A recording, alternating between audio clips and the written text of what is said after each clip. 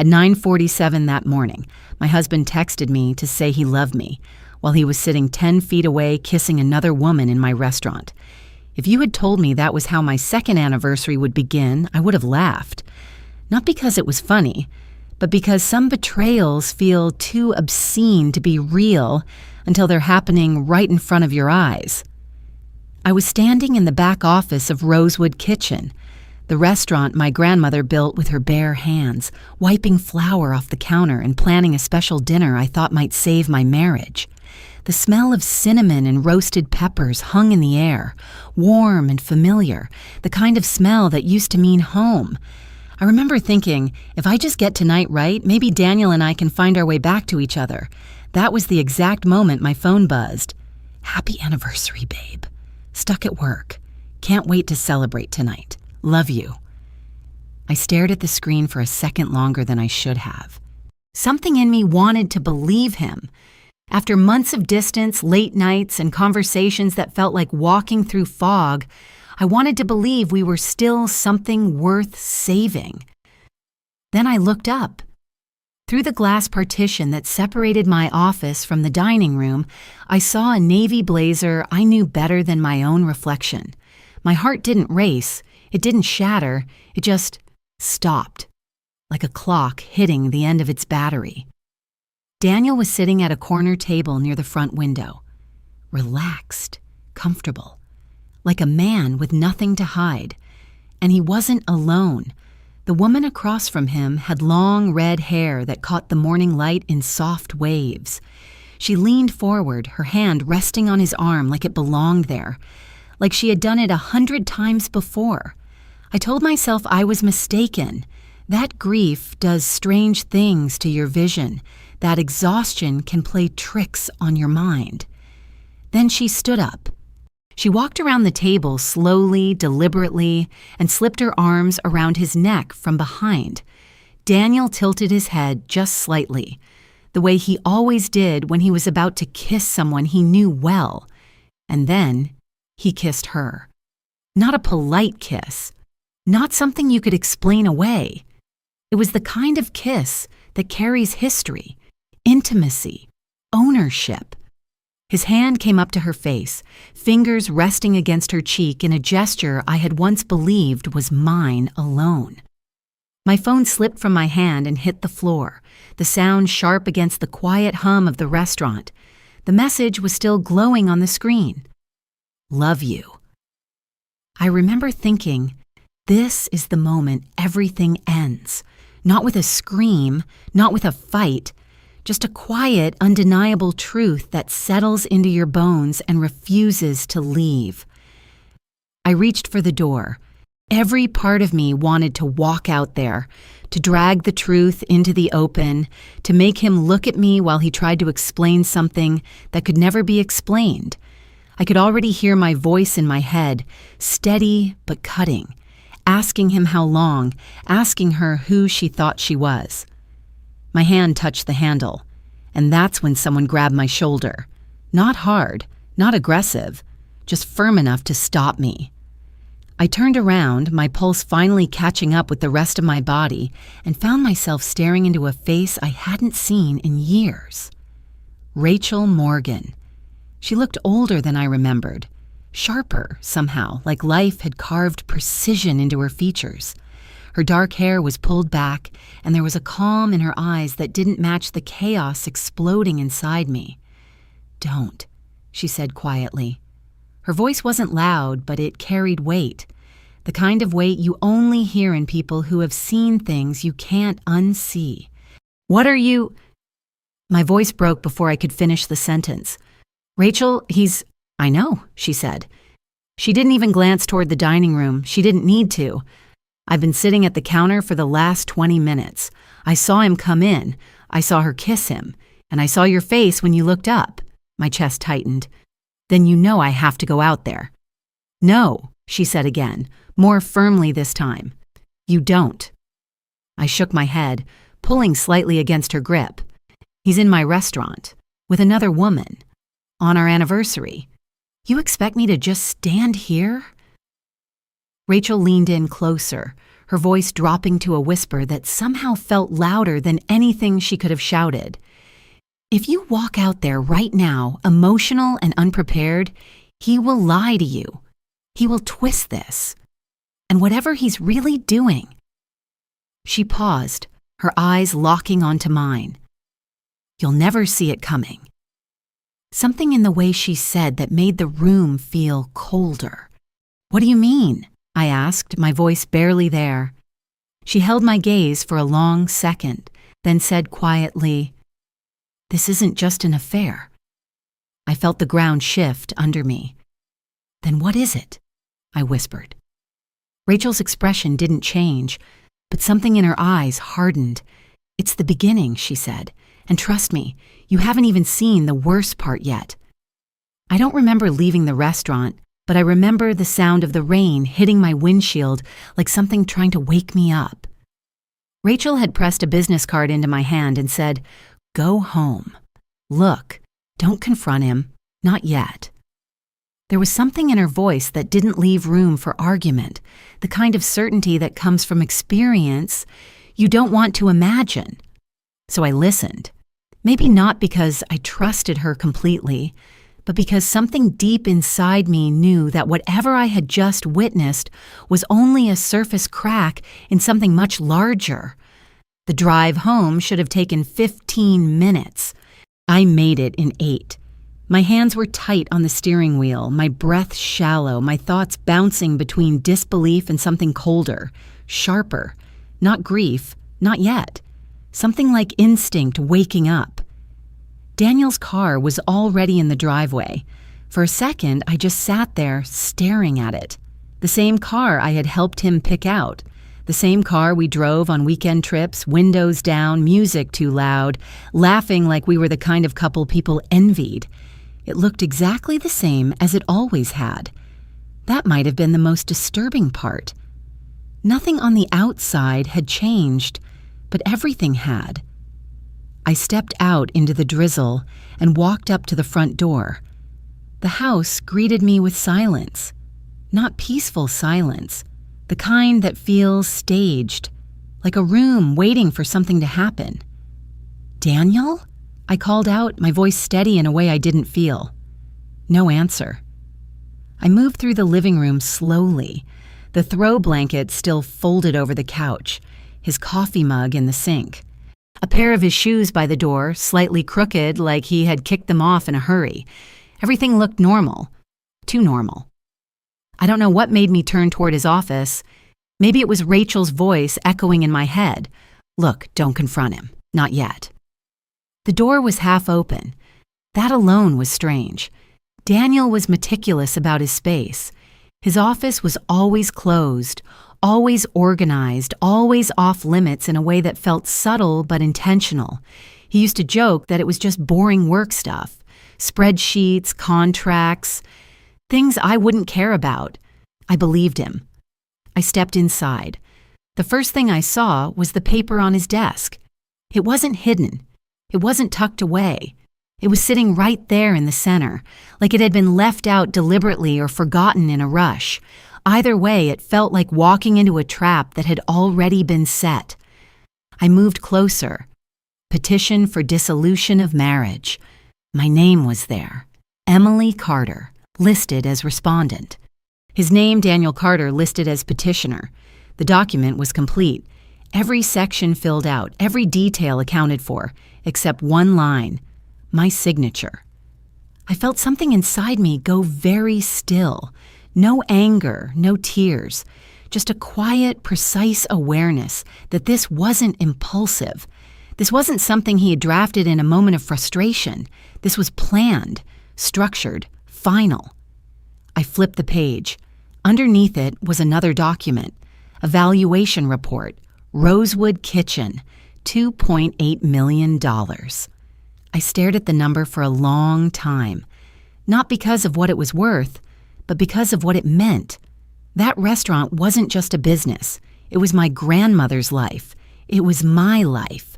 It was every early morning, every late night, every sacrifice that had ever meant something, and it was being reduced to a number on a page. I kept going. There was an email printed out beneath the valuation. I recognized the formatting immediately. Professional, clean, corporate. From Michael Grant. Subject: Finalization timeline. Emily, once you secure power of attorney, we can proceed with the transfer immediately. The offer remains firm. Make sure she signs voluntarily to avoid complications. Make sure she signs. My fingers tightened around the paper. Another page, another email.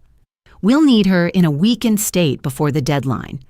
Emotional stress works. Health complications are even better. Whatever it takes. I stopped breathing. Health complications.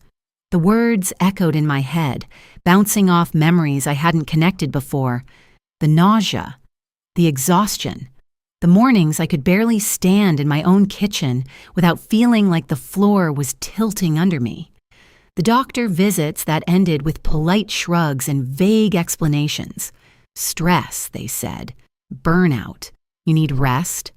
I had believed them. I had believed everything. I flipped one more page. This time, it wasn't an email.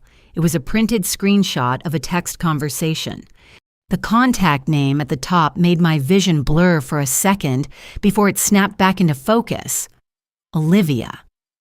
My sister. I read the messages slowly, each word landing heavier than the last.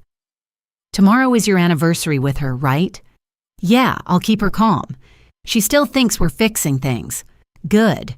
The more stable she feels, the easier this goes.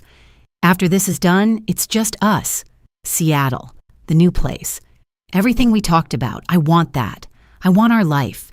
And I want a baby with you. You'll have it. I promise. My hand slipped from the desk. I had to sit down. Not because I was weak, because the weight of it all hit at once. Not just the affair, not just the divorce, not just the plan to take my business, but the future they were building together, using my life as the foundation. I stared at the screen of his laptop, still closed, sitting quietly at the edge of the desk. For a moment, I hesitated. There was a part of me that didn't want to open it. That wanted to stop right there, to hold on to whatever version of reality I still had left. But that part was gone. I reached forward and lifted the lid. The screen lit up. Password required. My fingers hovered over the keyboard for half a second, then typed automatically. Rosewood 2022. The year we got married. The screen unlocked instantly. And in that moment, I realized something that made my stomach turn. He had never even bothered to change it. The first thing I opened was his email. Not because I was calm, but because I knew if I let myself feel everything at once, I wouldn't be able to keep going. I needed facts. Something solid. Something I could hold on to that wasn't just betrayal and shock and the sound of my own heartbeat in my ears. His inbox loaded slowly, hundreds of messages stacked in neat rows, subject lines that looked ordinary at a glance, work updates, vendor contracts, meeting confirmations, the kind of life I thought he lived. I started scrolling. At first, nothing stood out. Then I saw it again. Michael Grant. Subject: Revised timeline. I clicked. The thread opened, stretching back months. October, November, December.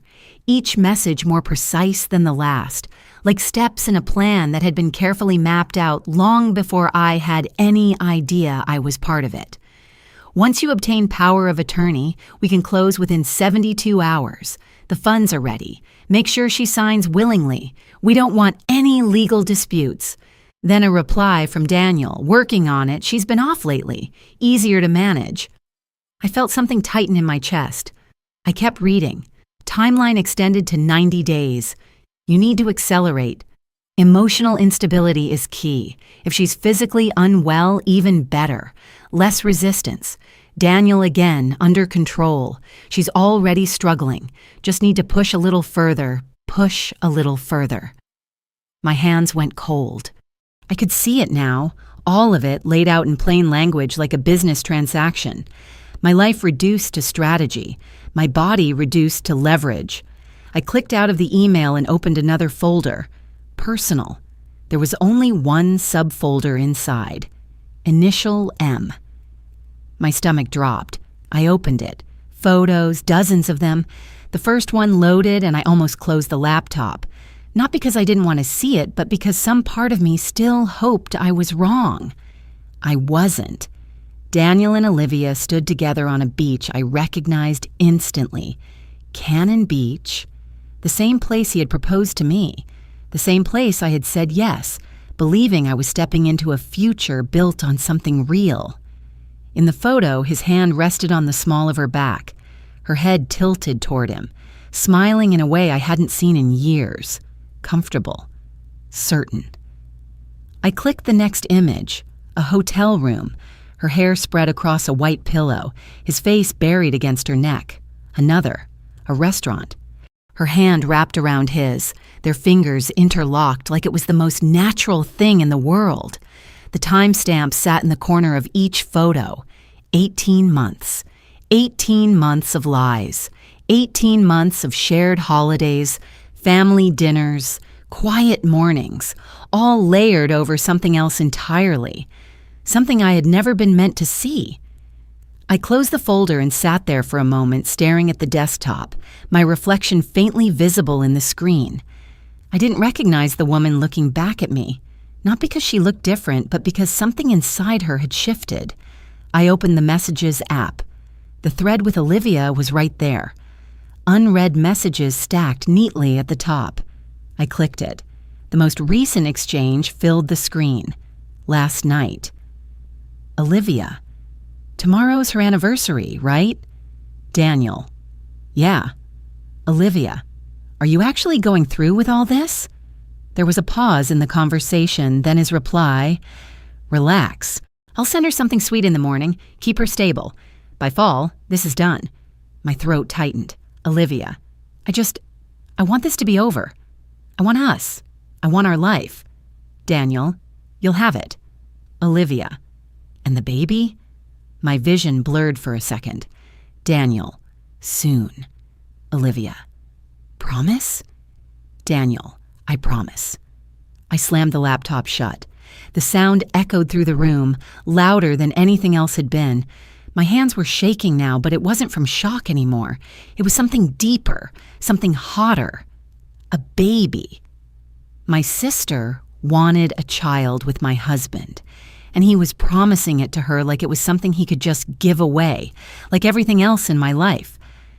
I stood up too quickly, the chair scraping against the floor.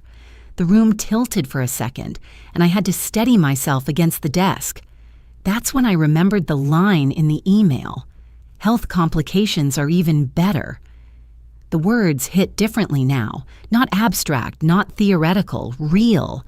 I moved without thinking, walking quickly down the hallway toward the bathroom. My reflection in the mirror looked pale, hollow, like I hadn't slept in weeks. Maybe I hadn't, not really. I gripped the edge of the counter and tried to breathe. November. That's when it started. The nausea in the mornings, the exhaustion that clung to me no matter how much I rested, the cramps that would hit out of nowhere, sharp and disorienting. I had blamed myself. Too much work, too much stress, not enough sleep. I had sat in doctors' offices, answering questions, nodding along while they told me everything looked normal. And all along, my gaze shifted. On the counter, half hidden behind a travel bag, was a small brown bottle. I didn't remember seeing it before. My heart started pounding again, but slower this time. Controlled. Focused. I reached for it. The label was slightly worn, but still readable. Ipecac syrup. For inducing vomiting. My fingers tightened around the glass. The bottle was half empty. For a long moment, I just stood there staring at it, my mind catching up to something my body had already understood. Then it hit me. Not all at once. Not like a scream. More like a door quietly locking into place. Daniel hadn't just been planning to take my life apart.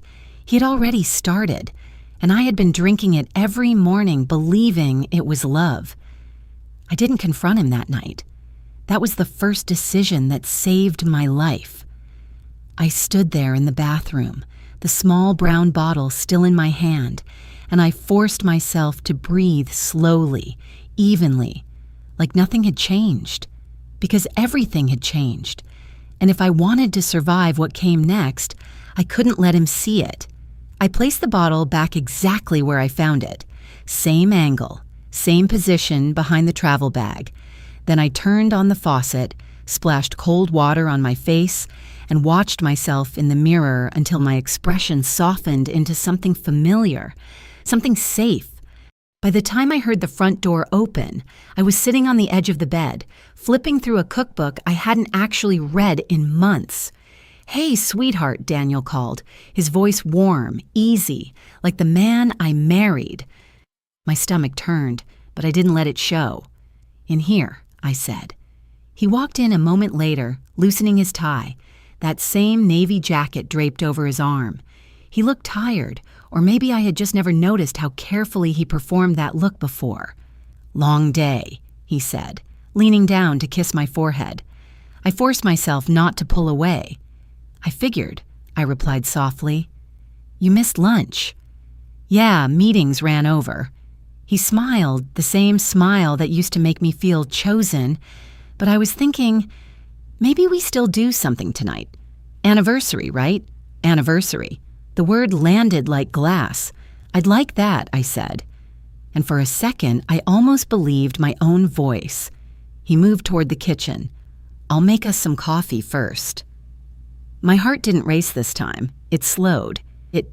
Every sound sharpened. The hum of the refrigerator, the click of the cabinet, the soft clink of ceramic mugs against the counter. I stood in the doorway, arms crossed loosely, watching him. "Sit," he said gently, glancing over his shoulder. "I've got it." I didn't move. "I like watching you," I said. That made him smile again. And then I saw it. His hand slipped into his pocket, just for a second, long enough to pull something out. The same brown bottle. Time didn't stop. It narrowed. He unscrewed the cap with practiced ease, tilting it over one of the mugs. A few drops, clear, invisible once they hit the dark surface of the coffee. Then the cap went back on. The bottle disappeared into his pocket. His hand reached for the almond milk like nothing had happened. 5 seconds. That's all it took. 5 seconds to poison me. 5 seconds I had missed every morning for 3 months. He stirred both mugs, then turned and walked toward me, offering one with a soft smile. "Here you go. Just how you like it." I took it. My fingers brushed his, and I felt nothing. No warmth, no familiarity, just the cold realization that I was standing inches away from someone who had been slowly breaking me down on purpose. "Thank you," I said. I lifted the mug to my lips.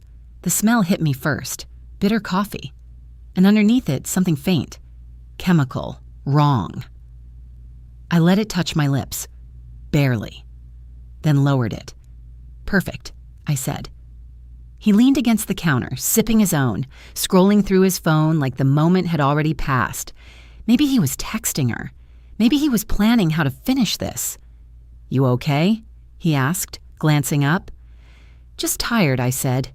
"Didn't sleep well. You've been saying that a lot lately." He set his mug down and stepped closer, reaching up to tuck a strand of hair behind my ear. "Maybe you should take a few days off. Let someone else handle the restaurant. So I'll be weaker. So I'll stop paying attention. So I'll sign whatever you put in front of me." "Maybe," I said, smiling faintly. "I'll think about it." He kissed my forehead again. "I love you," he said. And for a fraction of a second, I remembered what it felt like to believe that. "Love you too," I replied. The lie came easier than I expected. He grabbed his keys a few minutes later. "Early meeting tomorrow," he said. "Don't wait up if I'm late. I won't." The door closed behind him. I waited. Not 1 minute. Not 2. I waited until I heard the car engine start. until the sound faded down the street, until the house settled back into silence. Then I moved. The mug was still warm in my hands. I carried it to the sink, but I didn't pour it out. Not yet. Instead, I grabbed a small glass jar from the cabinet, one I used for spices, clean, dry. Carefully, I poured the coffee into it, every drop. I sealed it tightly, wiped the outside clean, and held it up to the light. It looked harmless, just coffee. I set it down and finally dumped the rest of his down the sink, rinsed both mugs, and placed them in the dishwasher like nothing had happened. Then I stood there, gripping the edge of the counter, my reflection staring back at me from the dark window. 3 months. He had been doing this for 3 months, and I had smiled. I had thanked him. I had trusted him. I reached for my phone. My hands weren't shaking anymore. I opened the browser and searched for medical labs near me. One appeared at the top, Providence Medical Lab. Open at 8. I checked the time. 7:20. Good. I typed a quick message to my manager. Can you open today? I've got an appointment. The reply came almost instantly. Of course. Everything okay? I stared at the screen for a moment. No, I whispered, then typed, just a checkup. I slipped the phone into my pocket, picked up the jar, and held it close to my chest. If he thought I was weak, if he thought I was breaking, then I would let him keep thinking that. Because the truth was, I wasn't breaking anymore. I was waking up. And the next time he handed me a cup of coffee, I wasn't going to be the one drinking it. I didn't sleep that night. Not really. Every time I closed my eyes, I saw his hand hovering over the mug. Calm, careful, practiced, like it was just another part of his routine, no different than adding cream or sugar. By the time the alarm went off at 6:30 in the morning, I was already awake, staring at the ceiling, listening to the steady rhythm of his breathing beside me. I turned my head slightly. Daniel was still asleep, one arm thrown loosely across his chest, his face relaxed, almost peaceful. The same face I used to watch in the early mornings, wondering how I had gotten so lucky. Now I was wondering how long he had been planning to kill me. I slipped out of bed quietly, moving on instinct, careful not to make a sound. The floor creaked under my weight in the same places it always had, and I stepped around them without thinking. Years of living here had trained my body to move silently. In the bathroom, I splashed cold water on my face and stared at my reflection. "You're not weak," I told myself. "You're not sick. You're being poisoned." The words didn't feel real, but they anchored me anyway. I got dressed in the same routine I always followed. Loose sweater, jeans, hair pulled back into a low ponytail. Nothing different, nothing suspicious. When I walked into the kitchen, Daniel was already there. Of course he was. Standing at the counter, back turned to me, the coffee maker hissing softly as steam curled into the air. "Morning, babe," he said, without looking back. Morning. My voice sounded normal. That surprised me. He turned, smiling, holding 2 mugs. "Didn't think you were up yet. Couldn't sleep. Yeah, you've been having trouble with that." He frowned slightly like he was concerned. "You sure you're okay?" "I'm fine. Lie." He nodded, satisfied, and turned back to the counter. I leaned against the doorway again, just like the night before, and I watched. He poured the coffee, reached for the almond milk, then his other hand slipped into his pocket. There it was again, the bottle. He didn't even hesitate. Cap off, tilt, a few drops, cap back on, bottle gone, 5 seconds. I memorized every movement, the angle of his wrist, the way he glanced over his shoulder just once, quick and casual, the sound of the spoon against the ceramic as he stirred both cups. Then he turned and walked toward me, holding one out. "Here you go." I took it. "Thanks." I brought it to my lips again. Didn't drink. "Perfect," I said. He nodded, satisfied, and leaned back against the counter, sipping his own. "Got a busy day?" he asked. "Always." "Maybe you should slow down a little." He tilted his head, studying me. "You've been pushing yourself too hard, so I'll collapse faster." "I like being busy," I said. "Yeah, but not at the cost of your health." My health? The word almost made me laugh. He stepped closer again, reaching out to touch my arm. His fingers lingered there, warm, familiar, completely false. "I worry about you," he said softly. I looked up at him, really looked, and for the first time, I saw it. Not love, not concern, control. "I know," I said. He smiled, satisfied again, like I had given him exactly what he needed. "I've got a meeting," he said, grabbing his keys. "I'll be out most of the day." "Okay." He kissed my forehead one last time. "I love you. Love you too." The door closed behind him. I didn't move until I heard his car pull away. Then I walked straight to the sink. The coffee was still warm. I poured it into another glass jar, sealed it, set it beside the first one from yesterday. 2 samples now, 2 days of proof. Then I dumped the rest down the drain, and I waited. 9 o'clock, 9:30, 10. For the first time in months, nothing happened. No nausea, no cramping, no dizziness. By 10:15, I was sitting at the kitchen table, staring at my hands, realizing something that made my chest tighten in a completely different way. It was the coffee. It had always been the coffee. Every morning I drank it, I got sick. Every morning I trusted him, I paid for it. And today, I was fine. The confirmation settled over me slowly, like a weight that didn't crush me this time, but grounded me. He had been poisoning me, deliberately, consistently, for 3 months. I stood up, grabbed my purse, and placed both jars carefully inside, wrapped in a clean kitchen towel so they wouldn't break. Then I picked up my phone. Providence Medical Lab still open. I didn't call. I didn't hesitate. I just grabbed my keys and walked out the door. The air outside was cold, sharp against my skin, but it felt good. Real. Like something I could trust. As I got into the car, I caught my reflection in the rearview mirror.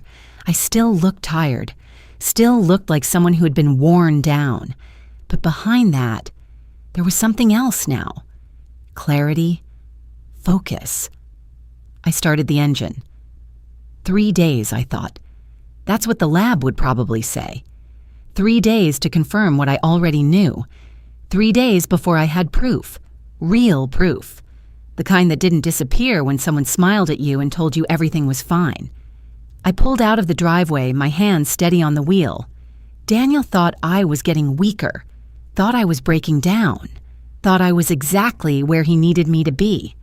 He was wrong, because for the first time in 3 months, I wasn't the one being controlled anymore. I was the one collecting evidence. I sat in the parking lot for 5 minutes before I went inside. Not because I was afraid of the test, but because once I handed that jar over, everything would become real in a way I couldn't take back. Up until now, it was suspicion, observation, instinct. But this would be proof, and proof changes everything. I grabbed my purse, stepped out of the car, and walked toward the glass doors of the lab. The air smelled faintly of antiseptic the moment I stepped inside, clean and sterile in a way that made my stomach turn, even though, for once, I didn't feel sick. A receptionist looked up. "Good morning. How can I help you?" "I need a toxicology test," I said, keeping my voice steady, "on a beverage sample." Her smile flickered just slightly. "Okay, 1 moment." She picked up the phone, spoke quietly, then nodded. "Have a seat. Someone will be with you shortly." I sat down, my purse resting in my lap, both hands gripping it tighter than I realized. Around me, people waited quietly. An older man reading a newspaper, a woman scrolling through her phone, a young couple whispering to each other. Normal lives, normal problems. I wondered how many of them had any idea how easily someone you trust could turn your entire life into something unrecognizable. Mrs. Carter? I looked up. A woman in a white coat stood in the doorway, mid-40s maybe, composed, observant. "I'm Dr. Bennett. Come with me." I followed her down a narrow hallway into a small exam room. She gestured for me to sit, then closed the door behind her. "So," she said gently, taking a seat across from me, "you're requesting a toxicology screen. Can you tell me what you're concerned about?" I reached into my purse and pulled out one of the jars, placing it carefully on the desk between us. "I need to know if there's anything in this," I said, "anything that shouldn't be." She picked up the jar, holding it up to the light, studying it. "And where did this come from?" "My husband made it for me yesterday morning." Her eyes flicked up to mine. "And you're concerned because I've been sick," I said. The words came faster now, like they had been waiting for months. Nausea, vomiting, exhaustion. Doctors ran tests, said everything was normal. But yesterday, I didn't drink this, and today, I feel fine. Dr. Bennett set the jar down slowly. "Do you feel safe at home?" she asked. The question hung in the air. I hesitated. "Not anymore," I said. She nodded, her expression shifting, more focused now. "Okay, we can run a full toxicology panel. It will screen for a wide range of substances. Prescription drugs, over-the-counter compounds, toxins. How long? 72 hours, 3 days. And the results, will they hold up legally?" She didn't hesitate. "Yes, our lab is certified. If there's something in this, it will be documented properly." "Good. That's what I need," I said. She studied me for a moment longer. "If someone is intentionally poisoning you, this is serious. You should consider contacting law enforcement." "I will," I said. "But not yet." She didn't argue, just nodded again. "Okay, we'll process this immediately." I pulled out my wallet, handed over my card. "I'll pay out of pocket." She glanced at me. "We can bill insurance." "I'd rather not." Another pause. Then she took the card without question. "We'll call you as soon as the results are ready," she said, handing me a receipt. "If anything changes, if you feel unsafe, you need to call for help immediately." "I understand." She walked me back to the front, her hand briefly touching my shoulder. "Take care of yourself," she said. I nodded, then stepped outside. The air felt colder now, sharper. I sat in my car again, hands resting on the steering wheel, the absence of the jar in my purse feeling strangely significant, like I had just handed over a piece of my reality to someone else to confirm. 72 hours. I started the engine and pulled out of the lot, heading back toward the restaurant. For the first time in months, my body felt clear. No nausea creeping up my throat, no dull ache in my stomach, no heaviness dragging me down. It had always been the coffee. The realization hit me again, deeper this time. He had been winning. Slowly, quietly. Every day I got weaker, more exhausted, more willing to let things slide, to stop questioning, to stop fighting. But now I could see it. Every piece of it. The emails, the photos, the poison, and whatever came next. Because there was always something else with men like him. Something bigger. Something worse. I pulled into the parking lot of the restaurant and turned off the engine, staring through the windshield at the familiar building that suddenly felt like the only place in my life that was still mine. "I'm not weak," I whispered. "Not anymore." I reached for my phone, scrolling through my contacts until I found a name I hadn't called in years. Claire Morgan, high school friend, now a detective. My thumb hovered over the screen. Not yet. I needed the results first, needed everything lined up, because if I was going to do this, I wasn't going to do it halfway. I slipped the phone back into my pocket and stepped out of the car. 72 hours. That's all I needed. And then I was going to stop him. The call came on Monday afternoon. I was in the kitchen, halfway through prepping for dinner service, when my phone buzzed in my apron pocket. Unknown number, Portland area code. My hands stilled. I wiped them on a towel and stepped into the back office before answering. Hello? Mrs. Carter, this is Dr. Bennett from Providence Medical Lab. Her voice was calm, but there was something under it. Something tighter. My chest tightened with it. Yes, I have your results. I'd prefer to discuss them in person. Can you come in today? The room felt smaller. Did you find something?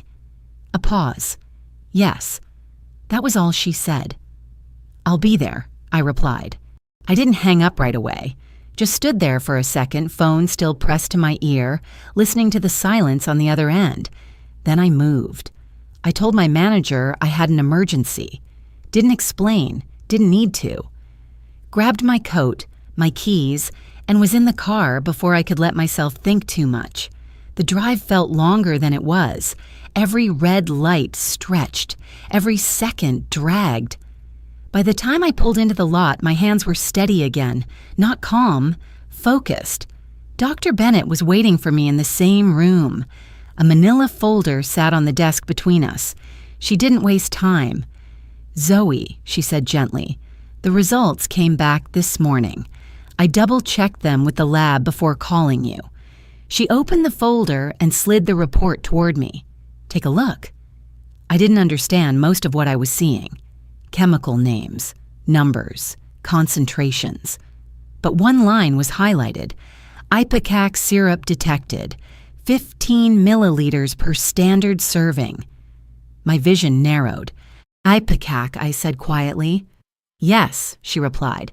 It's used to induce vomiting. It's no longer commonly recommended because of the risks if misused. How dangerous is it? She leaned forward slightly. At that concentration, it wouldn't kill you immediately, but taken daily over time, it causes exactly what you described. Chronic nausea, vomiting, dehydration, weakness. It can lead to serious complications if it continues long enough. How long? If administered consistently for several months, it can cause lasting damage. Several months. 3 months. It matched perfectly. This wasn't accidental, she added, her voice firm now. This was deliberate. I stared at the paper. Not because I needed convincing, but because seeing it in black and white made something inside me settle into place. This is real. This is happening. He's been poisoning me, I said. Yes. The word landed softly, but it echoed. You need to go to the police, she said, immediately. I shook my head. Not yet. Her expression tightened. Zoe, this is serious. If he's willing to do this, he could escalate. I know, I said, but I need more. More than this? Yes. I tapped the report. This proves there was poison. It doesn't prove he put it there. She held my gaze. And you think he'll deny it? He will, and he'll make me look unstable, sick, emotional. I exhaled slowly. He's already been doing that. She leaned back, studying me. What are you planning? I'm going to catch him, I said. Not angry, not loud, just certain, with evidence he can't explain away. There was a long silence. Then she nodded slowly. All right, she said, but you need to be careful. If he suspects anything, he won't, I cut in quietly. He thinks I'm getting weaker. Her eyes softened just a little. Then don't give him a reason to think otherwise. She wrote something on the back of her card and handed it to me. That's my direct number. If anything changes, if you feel unsafe, you call me. Or call emergency services. I will. I folded the report carefully, slid it into my purse, and stood. The weight of it felt heavier than the glass jars had, because this wasn't suspicion anymore. This was evidence. I walked out of the lab into the cold afternoon air and stopped beside my car, breathing slowly. He poisoned me. Every morning, every smile, every I love you. Poison. I got in the car but didn't start it right away. Instead, I pulled out my phone, scrolled, found the name, Claire Morgan. My finger hovered for a second. Then I pressed call. She picked up on the third ring. Claire. Zoe? Surprise. Then concern. Hey, it's been a while. Everything okay? No, I said. Silence. Then her tone shifted instantly. Professional. Sharp.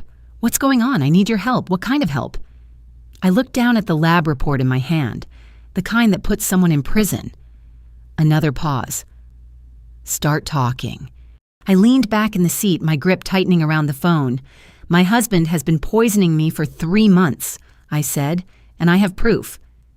The silence on the other end wasn't hesitation this time. It was calculation. Where are you? She asked. Providence Medical Lab parking lot. Stay there, she said immediately. I'm on my way. The line went dead. I stared at my reflection in the rearview mirror. Same face, same eyes. But something behind them had changed completely. 3 days ago, I was confused. 2 days ago, I was suspicious. Yesterday, I was certain. Today, I had proof. And now, I had someone who knew how to use it. I started the engine, but I didn't drive away. I waited. Because for the first time since all of this started, I wasn't alone anymore. And neither was he. Claire didn't hug me when she arrived. She didn't ask if I was okay either.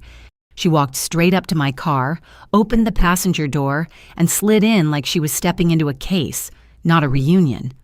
Show me, she said. I handed her the report.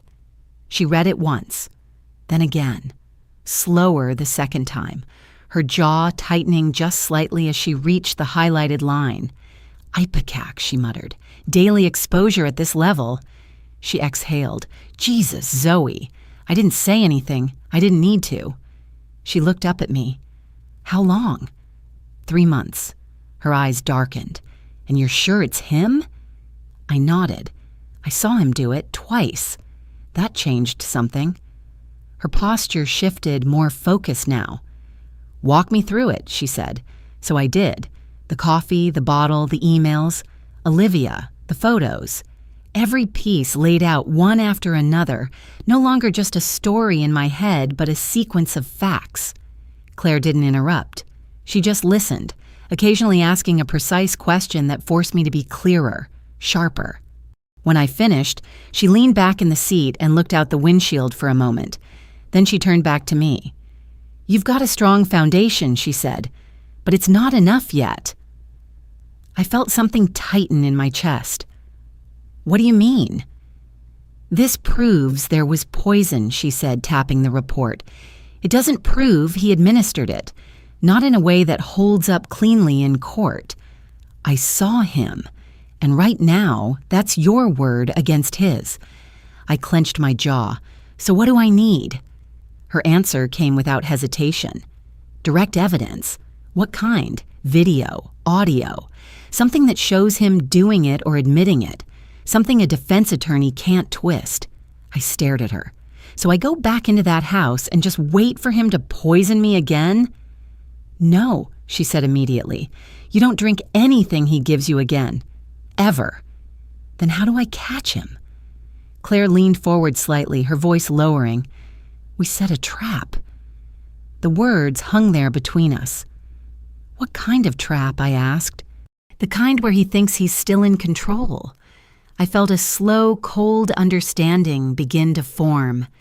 Hidden cameras, she continued. Your kitchen.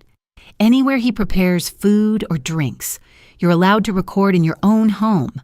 One-party consent state. That works in your favor. And if he doesn't do it again? She held my gaze. He will. The certainty in her voice was unsettling. Men like this don't stop halfway through a plan, she added. If anything, they escalate. Escalate. The word echoed. I thought about the emails. Health complications are even better. A chill ran through me. There's more, Claire said. What? You mentioned a business deal. Power of attorney. A sale? Yeah, $2.8 million. Her expression sharpened. That's motive. Financial gain tied to your weakened state. She paused. That's bigger than just poisoning. That's fraud, conspiracy, and Olivia. Claire's eyes narrowed slightly. If she knew, if she helped, she's part of it. I let out a slow breath. This isn't just about me anymore, is it? No, she said quietly. It's not. Silence settled for a moment. Then she reached into her jacket pocket and pulled out a small notepad. Here's what we do, she said, flipping it open. Step 1. You act normal. Nothing changes. You don't confront him. You don't slip. You don't let him see anything. I can do that. I know you can. She met my eyes. You already have. Step 2. You install cameras. Discreet. Angles that capture the kitchen counter, the coffee maker, his hands. Not obvious. He can't know they're there. I nodded. Step 3. You engage him just enough to keep him comfortable. Ask questions. Not directly. You want him talking. People like him. They like to explain things when they think they're smarter than you. A bitter edge crept into my chest. He definitely thinks that. Good, she said. Use it. And then we wait. I didn't like that part. How long? As long as it takes to get what we need. I looked down at my hands. They weren't shaking. Not anymore. What happens when we have it? I asked. Claire's expression hardened. We take him down. Simple. Clean. Final. She tore a page from her notepad and handed it to me. A list of equipment, small cameras, audio recorders, placement notes. I'll start the paperwork on my end, she said. Background checks, financials. I want everything tied together when we move. And me? You survive, she said, and you watch. The weight of that settled over me slowly. I nodded. Okay. Claire reached for the door, then paused. One more thing. I looked at her. If at any point you feel unsafe, you call me. Not after. Not later. Immediately. I will. She studied me for a second longer, then gave a small nod. I believe you, she said. And somehow, that meant more than anything else she had said. She stepped out of the car and closed the door behind her. I sat there for a moment, the list still in my hand. Hidden cameras, traps, evidence. A week ago, I was trying to fix my marriage. Now I was preparing to dismantle it piece by piece. I folded the paper carefully and slipped it into my purse beside the lab report. Then I started the engine. Because if Daniel thought he was in control of how this ended, he had no idea what I was about to do next. I installed the camera on a Tuesday night and caught him the very next morning. It was almost disappointing how easy it was. 6:32. The timestamp glowed in the corner of the screen as Daniel walked into the kitchen, barefoot, hair still messy from sleep, moving like any husband starting his day. If I hadn't known what to look for, I would have missed it again. Coffee maker on, mugs out, almond milk from the fridge. Routine. Then his hand slipped into his pocket. I leaned closer to the screen. The bottle. Small. Brown. Unmistakable.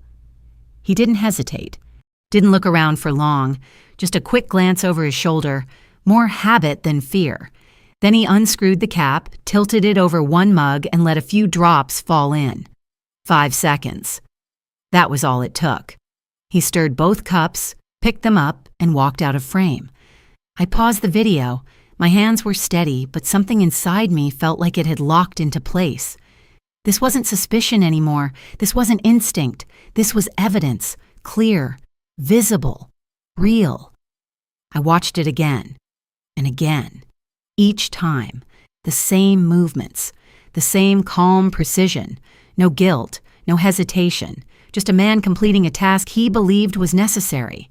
That night, I saved 3 copies of the footage, one on my laptop, one on a USB drive I hid in the back of a kitchen drawer, and one uploaded to a private account he would never find.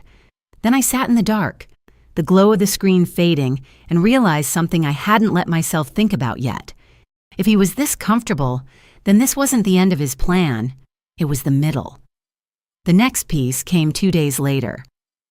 I was reviewing footage from the office camera, the second one I had installed in his workspace, tucked inside a bookshelf facing his desk. Most of it was useless. Emails, phone calls, silence. Until Thursday afternoon, 2:47. Daniel sat at his desk, phone pressed to his ear, his tone different than the one he used with me. Sharper, colder. "Yeah, it's Daniel Carter," he said. "We met at that contractor event in Beaverton." A pause. "I need you to do a job for me." I straightened in my chair. "It's at a restaurant, Rosewood Kitchen, Southeast Hawthorne." Another pause. "Gas line inspection," he continued smoothly. "But I need you to do something specific. I need you to loosen one of the valves. Not enough to cause a problem right away, just enough for a slow leak." My breath caught. On the other end, the man hesitated. Even through the recording, I could hear it. "You serious?" "Dead serious," Daniel replied. My chest tightened. "I'll pay you $5,000, cash, no paperwork." Silence. "If there's a leak and someone's inside." The man started. "That's the point," Daniel cut in, his voice flat. "I need it to look like an accident. Old building, faulty line." My fingers curled into my palm. "Who's going to be there?" the man asked. "A beat?" "My wife," Daniel said. The word didn't even sound real anymore. "I'll make sure she's alone. The room around me felt too small." "You've got until March 15th to decide," he added. "After that, I'll find someone else." The call ended. Daniel set the phone down, leaned back in his chair, and went right back to typing like he hadn't just arranged my death. I stared at the screen. Once, twice, 3 times. Each replay hit harder than the last. He wasn't just poisoning me, he was planning to kill me. And not quietly, not carefully. An explosion, a fire, an accident. Something that would erase everything in one moment and leave him standing as the grieving husband. I closed the laptop slowly. My hands weren't shaking. That surprised me more than anything. I stood up, walked to the bathroom, and turned on the light. The woman staring back at me looked pale, tired, but there was something new behind her eyes.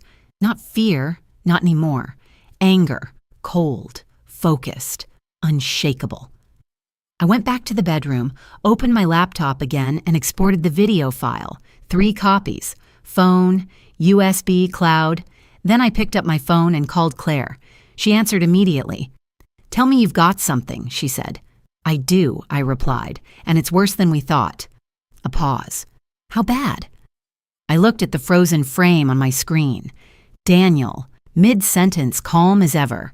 "He's planning to kill me," I said, "and I have it on video." Silence. Then, "Where are you? At home? Are you safe?" "He's not here." "Good," she said. "Listen to me carefully. Lock your doors. Don't let him know anything. I'm coming to you first thing in the morning." "Claire, Zoe," she cut in, her voice firm. "You did exactly what you needed to do. Now we finish it." The line went dead. I locked the bedroom door that night, not because I was afraid of him, but because I understood him now. And understanding someone like Daniel meant knowing exactly how dangerous he really was. I sat on the edge of the bed, the house quiet around me, the evidence sitting inches away. 3 days ago, I was trying to prove he was hurting me. Now I had proof he intended to kill me. And the most terrifying part wasn't the plan itself. It was how normal he had looked while making it. Which meant one thing. If I didn't stop him soon, he wouldn't hesitate to finish what he started. I didn't run. That was the part people never understood when I told this story later. They thought the moment I saw that video, heard his voice calmly planning my death, I would have packed a bag and disappeared. But I didn't. Because leaving would have kept me alive and let him walk free, and I wasn't going to let that happen. The next morning, Claire arrived just after 7.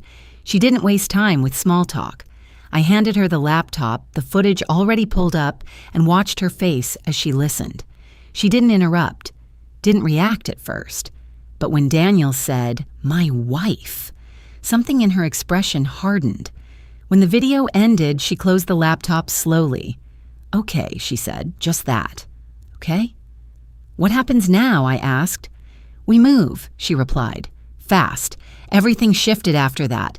Claire took copies of everything: the kitchen footage, the office recording, the lab report, the emails I had saved, every piece of the puzzle I had been collecting without fully knowing how it would fit together.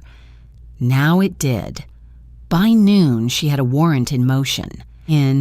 By evening, there were 2 unmarked cars parked a block away from my house. I wasn't alone anymore. That night, I cooked dinner like nothing had changed. Daniel came home late, smiling, loosening his tie, kissing my forehead like he always did. I played my part. I asked about his day. I laughed in the right places. I let him believe everything was still under control. Because it had to look that way. Because if he sensed anything, even for a second, the plan would collapse. And this time, I wasn't the one taking that risk.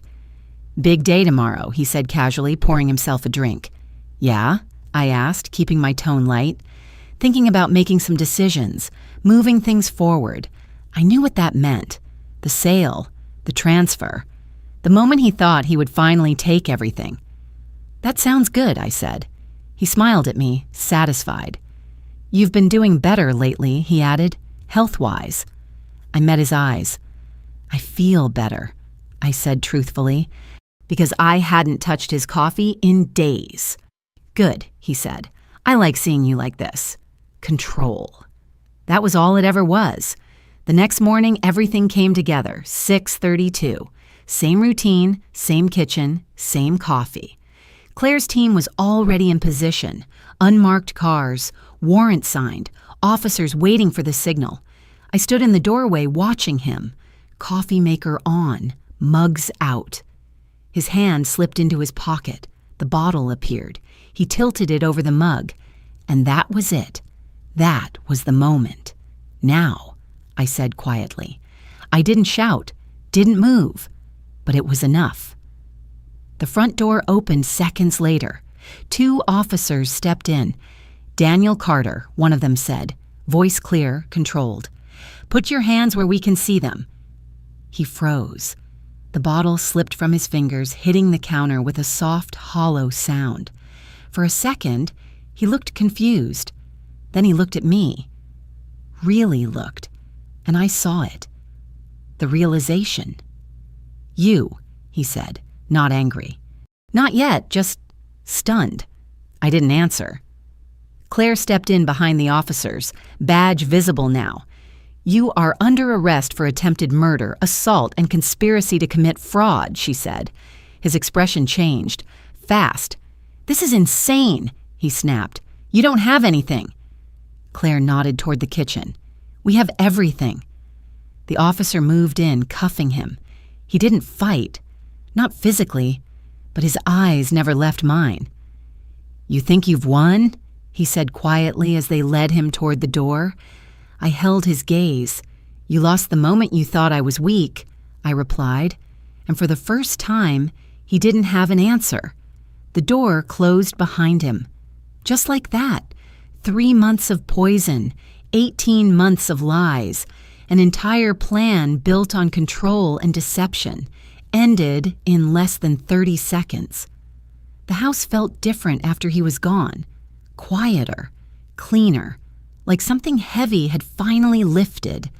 I stood there for a long moment, staring at the counter where the bottle had fallen. Claire stepped beside me. "You did exactly what you needed to do," she said. I nodded, not because I felt victorious, but because I felt free.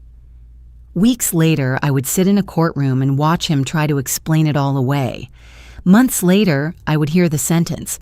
Years later, I would still remember the sound of that bottle hitting the counter. But what stayed with me the most wasn't the betrayal. It was the moment I chose not to break. Because revenge wasn't about destroying him. It was about refusing to let him destroy me. And if you've ever been in a place where someone you trusted turned into someone you didn't recognize, remember this. You are not as powerless as they want you to believe. Sometimes the strongest thing you can do is stay, watch, and wait until the truth speaks for itself. If this story stayed with you, take a second to like, subscribe, and comment these 3 words. I choose me.